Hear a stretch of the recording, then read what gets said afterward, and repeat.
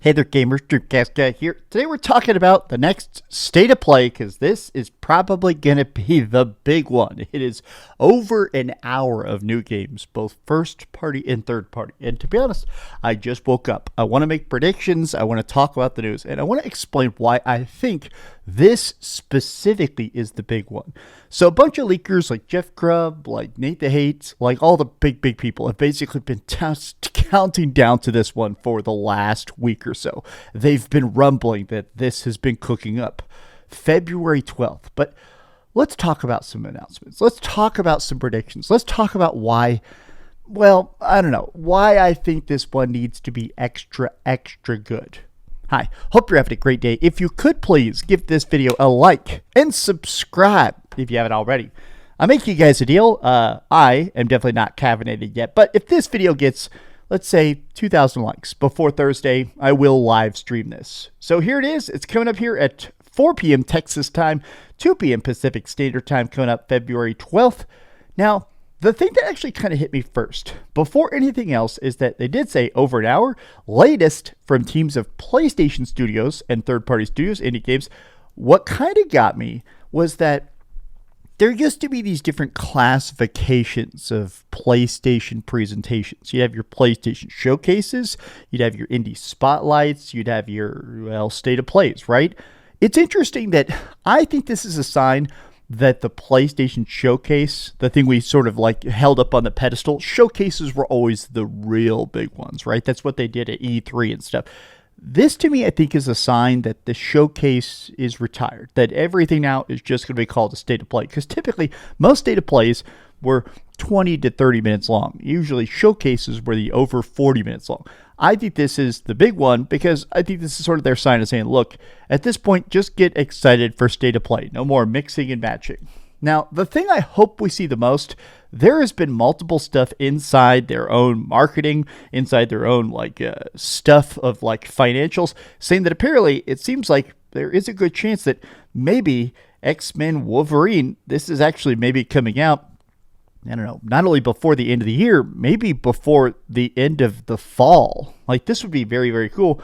Marvel's Wolverine is scheduled to release in Q3, which is July to September, according to the Latin America PlayStation Store.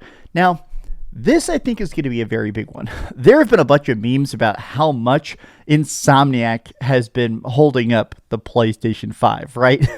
Ratchet and Clank sold really well. Obviously, Spider-Man 2, Spider-Man Remastered, Spider-Man Miles Morales. It is funny that Insomniac is pretty much the primary game maker for the PS5. This, to me, we haven't seen a ton of this, right? We've only seen, 3 or 4 minutes of raw gameplay for Wolverine, but I'm glad the fact that it looks so vicious. Like, a lot of people were kind of afraid that the game was going to be kind of toned down or extra friendly, especially because Spider-Man 2, as much as I liked Spider-Man 2 on PS5, that game played it extra safe. Everybody talked like their grandma was sitting in the room. I want that brutality that Logan deserves. I want a bunch of this specifically at it. I wanted to, just for fun, I actually pulled this up here. Let me look at some of the replies. Live update, we are so back. Kingdom Hearts 4 and Sonic Eclipse. Oh yeah, that's right. There is a lot of talk about the fact that there is another big Sonic game coming out. Actually, apparently it's being done very much Sonic Frontiers-esque. There's been more and more leaks about that. Final Fantasy VII Part 3, Devil May Cry 6. These are two things that have been very much rumbled about. A lot of people are saying Part 3 title reveal, Part 3 title reveal, Part 3 title reveal. This, to me, is the thing that personally I want the most. Final Fantasy VII is my favorite game of all time, and recently, when they released Final Fantasy VII Remake Part 1 on Nintendo Switch, they said, all right, this is the year of Final Fantasy. We're going to be talking a lot about Part 3. We're really excited about Part 3, and also, Part 3, it does sound to me like it's coming out maybe early next year. Next year is the 30th anniversary of Final Fantasy VII. And also, we know for a fact that Final Fantasy VII Part 3 is not going to be a PlayStation exclusive. It's going to drop everywhere simultaneously. PC, Xbox, maybe even Nintendo Switch. But it would be cool if they came out and said, hey, here it is. Here's the next thing to really get you excited for finishing off the Final Fantasy VII Remake trilogy.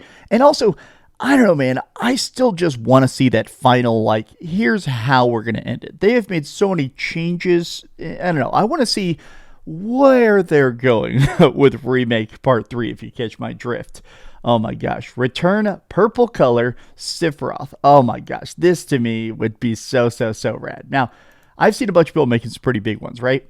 One of the things that's been going around for a while now is a rumored 3D side-scrolling God of War game. A couple years back, obviously, we had that Prince of Persia 2.5D Metroidvania, The Lost Crown, and that game was very fun. Apparently, games like that is apparently sort of what this is in the vein of. There is talks that there is this side-scrolling cool hack and slash retro era version of a God of War game that's done, that apparently Sony is trying to get back into making games that don't take, I mean, let's face it, 8 years to make. Games where they can make a game in 2, 3, 5 years, right? I would love to see that. I would really love to see that, right? Wolverine getting a release date, Intergalactic, Final Fantasy VII Remake Part 3. I still feel like, as much as Intergalactic definitely exists, obviously they're not going to cancel that, Intergalactic still seems such a pie-in-the-sky project. It's still very difficult for me to imagine that coming out. That still feels like a PlayStation 6 game to me. At least 3 Square Enix games. Onimusha Way of the Sword. Oh yeah, that is supposed to be coming out this year. New Capcom game reveal. Phantom Blade Zero. This is another one that has really been getting hyped up. Phantom Blade Zero. Very fast action combat game. I hope that we not only see Phantom Blade Zero, there's apparently been an internal demo for it that's been floating around that I think already exists on the PlayStation Store. This is a personal taste. I love shadow drops. I just think shadow drops are so fun. Sometimes they're bad, but there's something still excited about seeing a game that looks really good and they go and play it right now. I would love a Phantom Blade Zero demo shadow drop. Even a demo shadow drop would be so freaking good. More Astro Bot DLC, more Stellar Blade DLC, Starfield. There has been some leaks, apparently, that Starfield is getting a 2.0. Now, this 2.0 is not going to be as big as Cyberpunk 2077's 2.0, where they're totally revamping the game. Apparently, it just sort of reduces the load screens a bit, and it fixes some of the space travel stuff. It sounds like Starfield is still going to mostly suck, but the release date that apparently is on the back end inside the PlayStation Store is April 12th. So if they're going to announce it, this is the time to show it. But man, I still cannot really believe or care that that exists. Metal Gear Solid Collection 2 would be very cool, right? Marathon fans are going to watch this, right?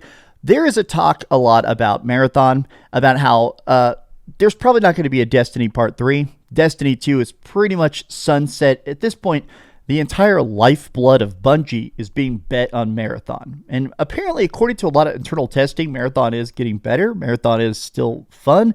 But I am thinking that this is the do or die. I think that since that is coming out here in just a couple weeks, they're probably going to announce, hopefully half the presentation isn't Marathon, but it would be cool if they showed us 3 or 4 minutes of Marathon, announced the beta, got us ready for that launch.